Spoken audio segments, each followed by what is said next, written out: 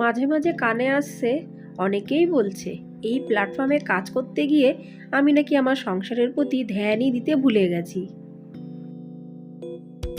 আজকের ব্লগটা শুরু করলাম একদম সরাসরি রান্নাঘর থেকে। মেয়েরা গেছে স্কুলে, আমি কিন্তু এখনও সত্যি কথা বলতে কোনো বাসি কাজ করিনি, কেন কি ওই দিকে যেতে গেলে বেশ খানিকটা সময় নষ্ট হয়ে যাবে। আর আজকে আমি সবার পছন্দের রান্না করব, আমার পছন্দের করি না করি আর তিনজনের পছন্দের, মানে আমার কর্তামশাই আর দুই মেয়ের পছন্দের ভাগে ভাগে প্রত্যেকে রান্না করব। আমি নাকি রান্না বান্না করি না ঠিকঠাকভাবে, যাই হোক এরকম শোনা যাচ্ছে। তা আজকে আমি ইচ্ছা করেই সবার মনের মতো রান্না করবই করব। সে আমার যদি অন্য কাজ একটু কম হয়, কমতি নেই, কিন্তু রান্নাটা যেন কমতি না হয়। তা সবার আগে আমি বসিয়ে দিয়েছি ডালটা করা হয়ে গেছে। আর এই যে কাঁঠালি বিচির দানা, মানে কাঁঠালের দানা দিয়ে উচ্ছে আলু দিয়ে একটুখানি তরকারি, আর সব তরকারি কিন্তু অল্প অল্প করব। একদিনের রান্না, অনেক রকমের রান্না, তাহলে বেশি রান্না করে কিন্তু কোনো লাভ নেই, থেকে গেলে ওই বাসি পান্তা আমাকেই খেয়ে মরতে হয়। আজকে যে ডালটা রান্না করেছি এটা হলো তুর ডাল, বেশ খানিকটা কিন্তু তেঁতুল দিয়ে আজকের এই ডালটা আমি রান্না করতে পারতাম না, এটা নাসিকে এসে রান্না করা শিখেছি, অদ্ভুত লাগে খেতে। যেহেতু তেঁতুল দিচ্ছি ওই জন্য কিন্তু একটু চিনিও পড়বে। আর তার সাথে সাথে ফ্রিজে অল্প কটা চিংড়ি মাছ আমি রেখে দিয়েছিলাম জমিয়ে, সেই চিংড়ি মাছগুলো আমি রান্না করে নিচ্ছি। কাটা কুটি বাটা কোনো কিছুই কিন্তু আজকে ভিডিওতে দেখাবো না, কেন কি রান্নার পর্বটা তো অনেকটাই চলবে, ওই জন্য অন্যান্য ভিডিওতে তোমরা বাকিরা সবই জানো যে কাটি, ফ্রিজ থেকে বের করি, সেগুলো কাটাকুটি মশলাপত্র সবই জানো, কিন্তু আজকে সম্পূর্ণ রান্নার বিষয়গুলো তোমাদের সাথে শেয়ার করার জন্য চেষ্টা করছি। নমস্কার আমার প্রিয় ইউটিউব পরিবার, তোমরা সবাই কেমন আছো? আশা করছি তোমরা সবাই অনেক ভালো আছো, সুস্থ আছো, আমিও ভালো আছি। আমি সুপ্রিয়া, আমি তোমাদের সবাইকে আমন্ত্রণ জানাই নাসিকের ঘরকন্যার আরেকটি নতুন ব্লগে। যে যে প্রান্ত থেকে আমার ভিডিওটি, আমার ব্লগটি দেখছো, আশা করছি তোমরাও সবাই অনেক ভালো আছো। এখানে আমি বেশ খানিকটা টমেটো আর খানিকটা পেঁয়াজ নেব। আজকাল প্রায় অনেকেই আমাকে বলে, কেউ সরাসরি বলে, কেউ ফোনে বলে। যখন ফোনে কথা হয় তখন, কী রে সুপ্রিয়া, তোর হাতে তো টাইমই নেই, তোকে ফোন যদি করি বলিস যে এখন রাগ, ব্যস্ত আছি, দেখা করতেও আসিস না। আগে যেমন আমরা গল্প করতাম, গল্প করার জন্য তোর হাতে সময় নেই, এমন কি কাজ করছিস? ইউটিউবে কি আর কেউ কাজ করে না? তুই এমন একটা বিশাল বড় কাজ করছিস। আমি তখন ওদেরকে কি বলবো, মুচকি একটু হাসি দিয়ে তাদের সাথে অল্প 2-4 মিনিট কথা বলে রেখে দিই। আর যদি সরাসরি কথা হয় তখন একটু মুচকি হাসি দিয়ে বলি আমার কাজ আছে, আমি ঘরে যাচ্ছি। কি আর বলবো বলো বন্ধুরা, যারা এই প্ল্যাটফর্মে কাজ না করে তাদের কোনো আইডিয়াই নেই যে এই প্ল্যাটফর্মে যে কতটা পরিমাণে আমাদের খাটতে হয়।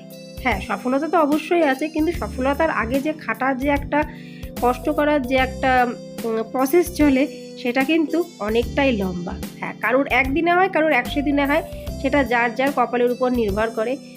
তো এইগুলো তো সবাইকে বলা যায় না। আর যারা যারা এই প্ল্যাটফর্মে কাজ করে তারাই এই প্ল্যাটফর্মের মূল্য বোঝে, আর যারা কাজ করে না তারা ভাবে যে এ কী করছে, সারাদিন ওই কাজবাজ দেখাচ্ছে, কাজবাজের এমন কি মূল্য আছে, কিন্তু এই ঘরের কাজেরও যে কী মূল্য আছে সেটা কিন্তু তাদেরকে বোঝানো যায় না। এখন আমি করছি কালো জিরে দিয়ে ডিম ভাজা। অল্প একটু পেঁয়াজ ভালো করে কুচি করে নিয়েছি, তার মধ্যে একটু লঙ্কার গুঁড়ো, একটু হলুদ আর একটু নুন, কিন্তু কালো জিরে দেবো কিন্তু বেশ খানিকটা, লঙ্কার গুঁড়ো দিয়েছি বেশ খানিকটা। কেউ খাবে না এটা, এটা আমিই খাবো। আমার এইভাবে ডিম ভাজলে কিন্তু বেশ ভালো লাগে। আর এখানে একটাই ডিম নিয়েছি, ডিমটাকে ভালো করে সব কিছু দিয়ে ফেটিয়ে নিলাম। এর মধ্যে যদি আমি একটা কাঁচা লঙ্কা দিতাম ভালো লাগতো, তা ভাবলাম যে না, আজকে আর কাঁচা লঙ্কা দেবো না, আজকে শুকনো লঙ্কা দিয়েই করবো। আর এটাও ভাজাটাও কিন্তু, মানে এই ডিম ভাজাটাও কিন্তু আমি জানতাম না, আমার একটা দি যার সাথে নাসিকেই পরিচিত, আর এখন সেই দি মানে আমার নিজের দিদির উপরে হয়ে গেছে, সেই দি একদিন আমাকে শিখিয়েছিল এইভাবে ভেজে ভেজে করবি, একটা ডিম যখন ভাজার পরে দেখবি মনে হবে যেন 2-3টে ডিম তুই একসাথে ভেজেছিস, এরকম ফুলে উঠবে। তোমাদের আমি একটু পরে দেখাচ্ছি, তোমরা না দেখলে বিশ্বাস করবে না। আর ওই ডিমটা, মানে আমি যেইভাবে এখন ডিম ভাজি, সেই ডিমটা তোমরা একবার বাড়িতে ট্রাই করতে পারো, আর সসের সাথে গরম গরম খেতে পারো, দারুণ লাগে খেতে। কিন্তু আমি তো এখন খাবো না, আমি তো দুপুরবেলায় খাবো। এই দেখো একটা ডিমের কত বড় অমলেট হয়ে গেল, এটা কিন্তু দারুণ লাগে। এর সাথে একটু পিস পিস করে কেটে দিয়ে যদি একটু সাথে সস দেওয়া যায়, আর কিছু কিন্তু লাগে না। এবার আমি বানাতে চলেছি পনির ভুর্জি। এখানে প্রায় 300 গ্রামের উপরে পনির আছে, আর পনির ভুর্জি তো মোটামুটি সবাই জানো, ওই জন্য এই ব্যাপারে আর কিছু বলছি না। প্রতিদিনকার মতো আজও খুব সুন্দর দুটো কমেন্টস তোমাদের সাথে আমি শেয়ার করব। প্রথম কমেন্টসটি লিখেছে আমাদেরই প্রতিবেশী দেশ বাংলাদেশ থেকে এক বান্ধবী। বান্ধবীর নাম হলো সঞ্জিদা। সঞ্জিদা বান্ধবী লিখেছে, সুপ্রিয়া আপু তোমার ভিডিও আমি মাঝে মধ্যেই দেখি, আমার খুব ভালো লাগে, খুব চমৎকার ভিডিও। অসংখ্য ধন্যবাদ সঞ্জিদা বোন, তুমি যে আমার ভিডিও মাঝে মধ্যেই দেখো আর ভিডিও দেখে যে তুমি এত সুন্দর একটা কমেন্টস করলে যে আমার ভিডিও তোমার ভালো লাগে, তার জন্য তোমাকে অনেক ধন্যবাদ, অনেক অনেক ভালোবাসা। চলো এবার পড়া যাক। খাদিজা লাইফস্টাইল দিদিভাই লিখেছে আর একটা কমেন্টস তো বন্ধুরা কয়েকটা হয়, কিন্তু সব কটা কমেন্টস তো পড়ার মতন সময় হয় না, আর যদিও কমেন্টসগুলো সব পড়ি ভিডিওটা অনেক বেশি বড় হয়ে যাবে, ওই জন্য আমি নির্দিষ্টভাবে কিন্তু দুটো কমেন্টস পড়ি, অনেক সময় তিনটে কমেন্টসও হয়ে যায়। আর তার আগে বলে দিই, দেখো আমার রান্না কিন্তু কমপ্লিট। কী রান্না করলাম এক ঝলক দেখে নাও। এর মধ্যে কোন রান্নাটা তোমাদের বেশি ভালো লেগেছে অবশ্যই আমাকে কমেন্টসে জানিও। খাদিজা লাইফস্টাইল দিদিভাই লিখেছে, সুপ্রিয়া বোন তুমি কিন্তু বেশ ভালো ভিডিও করো, তার থেকেও কিন্তু মাঝে মধ্যে তুমি বেশ ভালো রান্নাবান্নাও করো। অসংখ্য ধন্যবাদ খাদিজা দিদিভাই, তোমার যে আমার ভিডিও আমার রান্না ভালো লাগে তার জন্য তোমাকে অনেক ধন্যবাদ, অনেক অনেক ভালোবাসা। যে বন্ধুরা আমার ভিডিও দেখে কমেন্টস করো তাদেরকে অনেক ধন্যবাদ, অনেক ভালোবাসা। যারা শুধু ভিডিও দেখো তাদেরকেও অনেক ধন্যবাদ, অনেক অনেক ভালোবাসা। আজকে আমার মনেই ছিল না যে বারান্দাতে মানে বাইরে পেপারটা দিয়ে গেছে, হঠাৎ করে চটিটা রাখতে আসলাম, তখন আমার এক ঝলক মনে পড়লো আজকে তো এখনও পেপার নেওয়া হয়নি।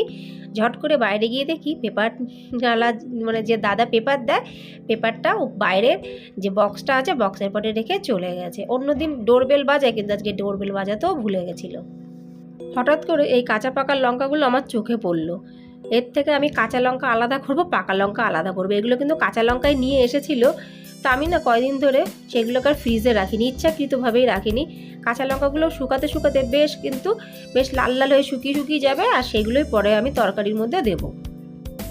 প্রতিদিন কারোর এক যায় না, আজকের দিনটা পুরোপুরি অন্য, আজকের ভিডিওটাও পুরোপুরি অন্য। আজ পর্যন্ত আমি এরকম ভিডিও বানাইনি। তোমরা সবাই জানো আমি মহারাষ্ট্রের নাসিকে থাকি। সেই কবে থেকে বৃষ্টি হওয়া শুরু হয়েছে, এখন দেখলাম একটু বৃষ্টিটা কমেছে। এই চাদরটা কালকে কেচেছি, বিছানার চাদরটা শুকায়নি তো, তা ভাবলাম কেমন ফসকা ফসকা গন্ধ বেরাচ্ছে, ওর থেকে ভালো একটু রডের পরে দিই, যদি শুকিয়ে যায় এই হাওয়াতে তাও ভালো। নাহলে যে কোনো জিনিস যতক্ষণ পর্যন্ত একটু রোদ না পায় কাচার পরে, কিন্তু যদি রোদ একটু না পায় তাহলে এমন একটা গন্ধ বেরায়। কিন্তু বর্ষাকালে তো রোদটা পাওয়া খুবই কষ্টের ব্যাপার, আর ওই জন্য যে এই কটা জামাকাপড় একটু বেশি ভিজা ছিল বলে ওগুলো রোদে দিয়ে দিয়েছি। এসে দেখছি গাছগুলো কিন্তু বেশ খুশিতে নাচছে, যেহেতু তাদের বৃষ্টির জল পাচ্ছে, তারা যদিও পুরোপুরি পায় না তবু একটু ছিটা তো পায়, ওরা কিন্তু বেশ খুশি হয়ে যায়। এটা আমি বুঝি, তোমরা বোঝো কিনা অবশ্যই কমেন্টসে জানিও। অনেক সময় ছোটোবেলায় দেখতাম যে আমার মা কিছু গাছ বাইরে দিত বৃষ্টির সময়, আবার যে বৃষ্টিটা কমে যেত সেগুলোকে জায়গা অন্য জায়গায় করে দিত। আবার গরমকালের সময় কিছু গাছ ছাওয়াতে রাখতো। এর পেছনে নিশ্চয়ই কোনো কারণ আছে, অত আমি বুঝতাম না তখন, কিন্তু এখন বুঝি যে সব গাছে সব সময় সব কিছু প্রয়োজন হয় না।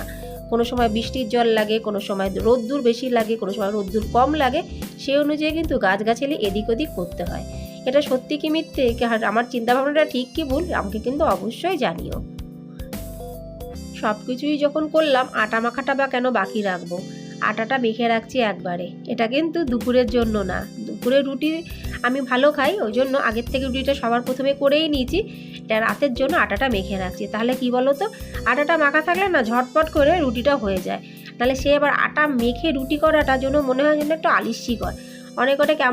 অনেক সময় হয়েছে যে রুটি খেতে ইচ্ছা হচ্ছে রাতের বেলায়, কিন্তু আবার আটা মাখবো রুটি করবো, ওই জন্য ভাবি যে রুটিটা স্কিপ করে দিই, ভাবি যে না চলো ভাতই খেয়ে নিই, তাড়াতাড়ি হয়ে যায়।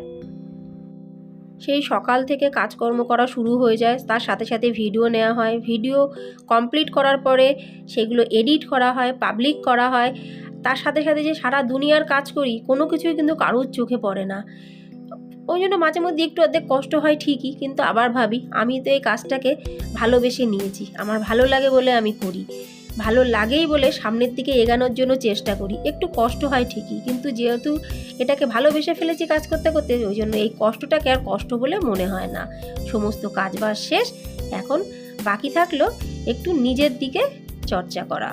তাহলে বন্ধুরা আজকের ভিডিওটি এখানেও সমাপ্ত করছি।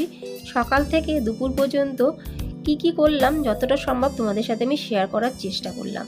যদি আমার আজকের ভিডিওটি তোমার ভালো লেগে থাকে অবশ্যই লাইক, সাবস্ক্রাইব, শেয়ার, কমেন্টস করে পাশে থেকো, কেন কি তোমাদের সাপোর্ট আর সহযোগিতা ছাড়া আমার পক্ষে এগোনো একদমই সম্ভব না। আবার তোমাদের সাথে দেখা হবে পরবর্তী ব্লগে, ততক্ষণের জন্য নমস্কার।